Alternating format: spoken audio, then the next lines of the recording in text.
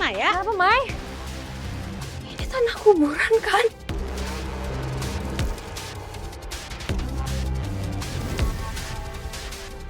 Masa sih ini tanah kuburan? Bener Bukan eta deh. itu bentuknya. Enggak deh, kayaknya bukan tanah kuburan. Masa iya tanah kuburan? Mai. Babang lihat tuh. Lihat tuh. Ada yang naburin tanah kuburan. Tuh, eta mah tanah kuburan. Astagfirullahaladzim, Dan. Di sini ada juga. Iya. Di sana ada juga. Tempat tadi kita jaga juga ada tanah kuburannya. Nggak cuma itu doang, rumah warga ditinggalin, barang-barangnya pada hilang. Kok bisa? Kok bisa ya? Di depan rumah yang kita tidurin malah ada tanah kuburannya sih. Padahal udah dijaga semalaman. Mana barang-barang di rumah saya juga hilang. Iya. Di rumah saya sama rumah ibu saya juga hilang. Kayaknya semua rumah warga yang ditinggalin barang-barangnya pada hilang. Saatnya gue bikin provokasi nih. Iya bener juga, kita kan satu sama lain saling kenal. Lagian semalam kita sudah dikumpulin di rumah-rumah tertentu. Kayaknya kalau ada warga yang mencurigakan juga, pasti kita tahu kan? Berarti pelakunya itu yang nggak tidur sama kalian. Bisa aja orang asing. Kan yang tinggal di rumah Hanum sekarang orang asing semua tuh. Apalagi mereka kan yang ngasih ide buat kalian tidur di situ. Wah, bener itu. Bener juga, jangan-jangan mereka sengaja rencanain buat ambil harta kita. Wah, berarti kita sudah dikibulin sama mereka. Kalau begitu, ayo kita samperin mereka. Ayo.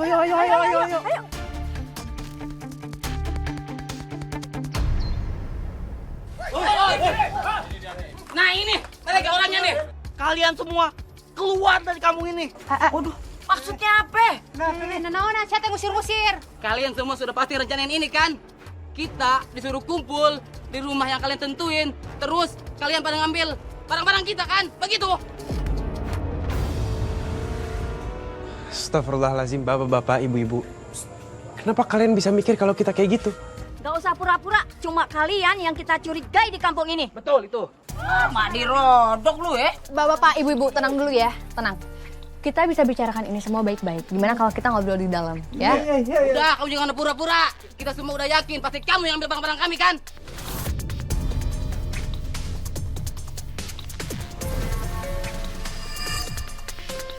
Pergi kamu. Enggak. Bapak, ibu-ibu. Pak, tenang dulu. Mereka tuh nggak seperti apa yang kalian tuduhin. Saya yakin. Tuh, kalian denger kan apa yang Hanum bilang? Hanum aja percaya kok sama kita. Lagian, kita nggak mungkin nyuri. Kalau kalian nggak percaya, masuk aja. Nggak apa-apa, geledah aja rumahnya. Salah. Kita bener, kita nggak ngerasa salah. Kalian alasan Silakan. begitu karena kalian sudah pasti jual barang-barang kami kan? Dan semua teror yang terjadi di kampung ini gara-gara kedatangan kalian.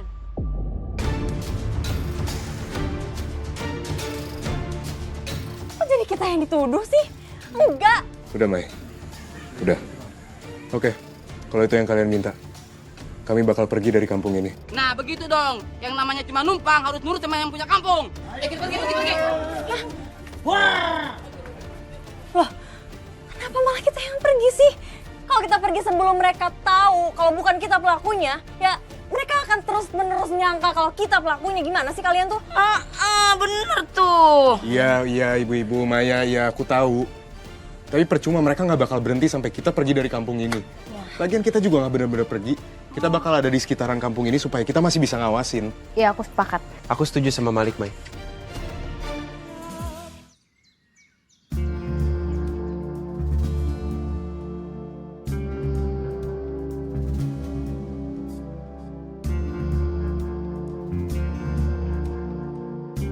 Sebenarnya aku nggak enak sama kalian. Jadi kalian tuh camping di hutan kayak gini untuk sementara waktu. Iya, kayaknya ini pilihan yang terbaik supaya kita masih bisa awasin kampung. Nih, kamu minum dulu. Kasih, Ay. Ya. Sambil kita ngawasin kampung, kita juga harus ngawasin Mas Galis sama Mbak Astri. Ngawasin mereka? Kenapa, Ay? Kamu nggak ngerasa aneh tentang mereka? Aneh gimana maksud kamu, Ay?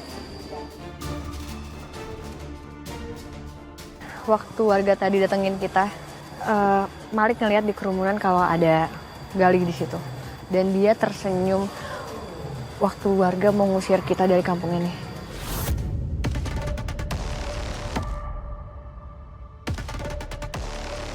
Dan sebenarnya nggak cuma itu sih. Bu Iput sama Bu Yayan tuh nyium bau yang aneh dari Mbak Asri waktu di pemakamannya Pak RT.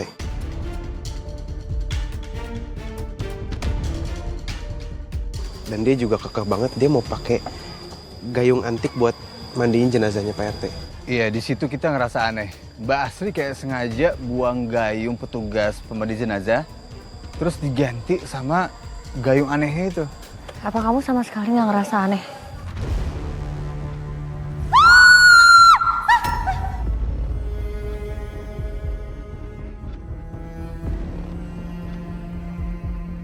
Gara-gara kamu, makanan aku jadi tumpah semuanya.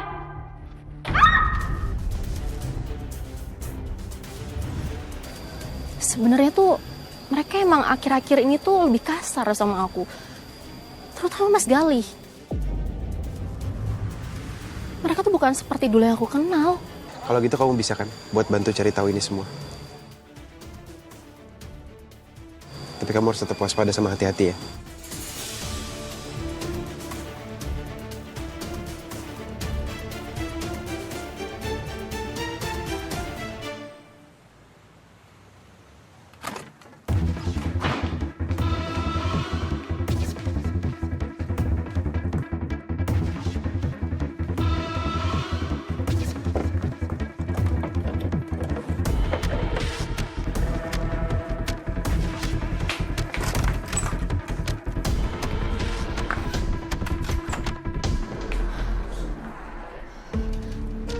Kemana ya Mbak Astrid taruh gayung itu?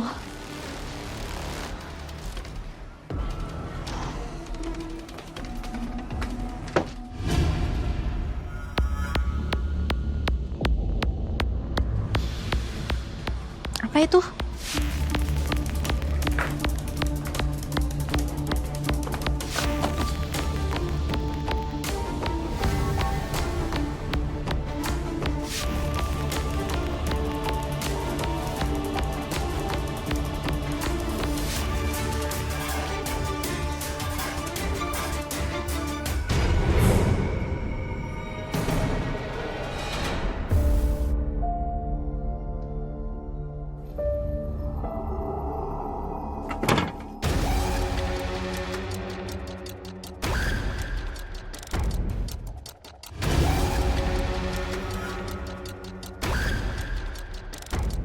Ngapain kamu jam segini baru pulang? Kamu pasti bantu pendatang itu kan? Di mana mereka sekarang? Jangan sampai Mas Galih tahu kalau aku emang bener-bener bantu mereka dan sekarang ini lagi nyelidikin dia dan istrinya. Mending aku bohong aja. Aku tadi cuma bantuin mereka buat jalan keluar dari kampung ini. Kok sekarang mereka udah pergi? Jangan kamu pikir saya nggak tahu apa yang kamu lakukan. Kamu sudah membantu ke para pembuat onar itu untuk bertahan di kampung ini. Iya kan?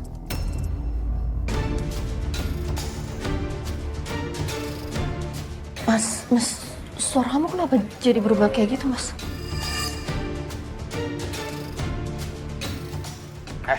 Gimana kamu? Lepasin! Oh.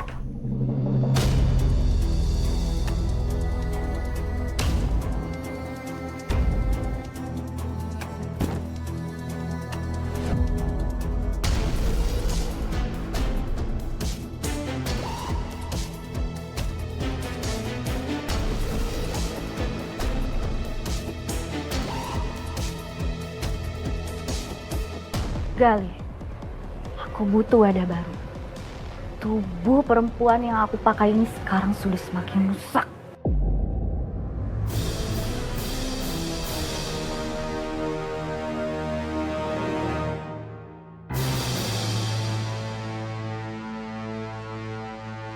Sekarang saatnya aku menumbalkan Hanum.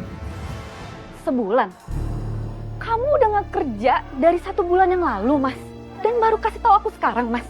Aku udah nyoba ngelamar kerja di banyak tempat. Tapi emang belum keterima aja. Terus sampai kamu kerja, kamu cuma ngandelin harta aku doang, Mas.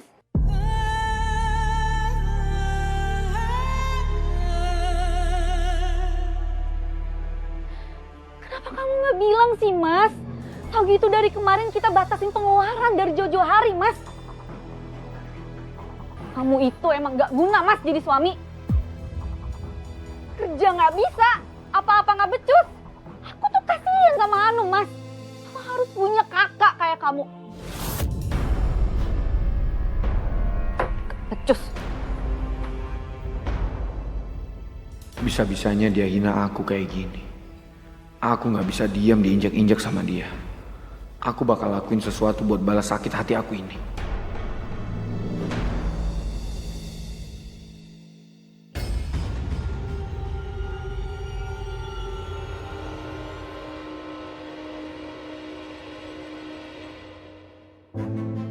Kuat banget sih kasih taunya.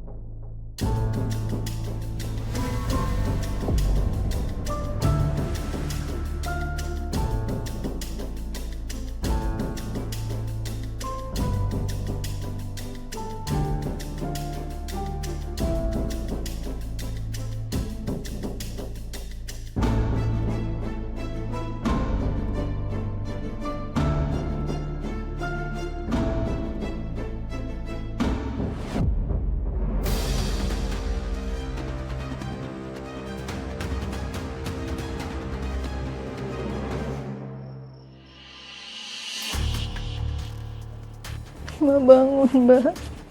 Mbak Sri bangun. Mbak bangun, Mbak. Mbak Sri. Mbak Sri bangun. Mbak Sri bangun.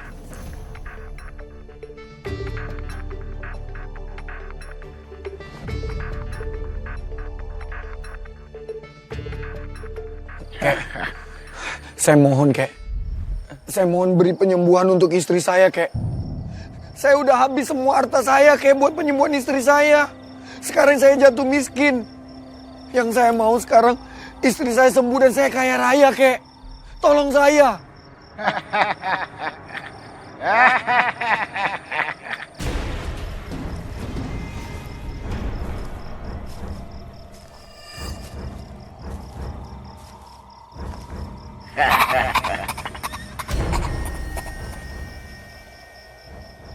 Apa kamu siap menjadi wadahku? Iya, saya siap, Kek. Saya siap buat jadi wadah kakek. Yang penting saya kaya raya dan istri saya sembuh. Istrimu akan bangkit, tapi dia akan menjadi wadah dari istriku. Iya, nggak apa-apa. Pakai aja tubuh istri saya. Pakai aja semau nenek. Tubuh istrimu terlalu rusak. Kamu pun nama kamu harus cari tubuh baru untukku. Baiklah, saya akan carikan wadah yang baru untuk nenek nantinya. Perjanjian sudah kita buat. Aku akan mendapatkan ragamu, sedangkan kamu akan mendapatkan kekayaan. Tapi, bagaimana saya mendapatkan harta itu? Setiap kali ada orang yang meninggal ditumbalkan, maka kekayaanmu akan bertambah. Semakin banyak yang meninggal, semakin banyak kekayaanmu. Baiklah, saya akan cari tumbal sebanyak-banyaknya. Sekarang, saya akan masuk ke tubuhmu. Dan saya akan masuk ke istrimu. Tapi ingat, tubuh istrimu tidak bisa terlalu lama untuk wadah. Gara-gara kau guna-guna untuk dirinya. Dalam purnama.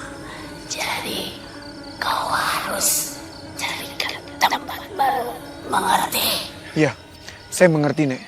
Dan saya janji, saya nggak mungkin ingkar janji.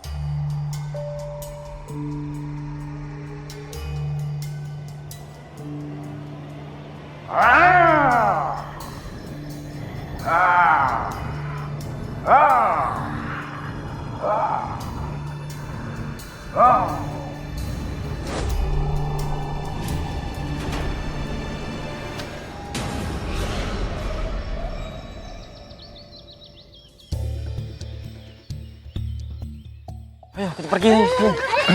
Kita mau kemana? Ayo bener kita pergi aja dari sini kampung ini. Kalian mau pergi kemana sih? Ya udah nggak tahu deh. Daripada kita mati di sini, mending kita pergi aja yuk. Ayo. Ini persis seperti yang pernah aku lihat di vision aku.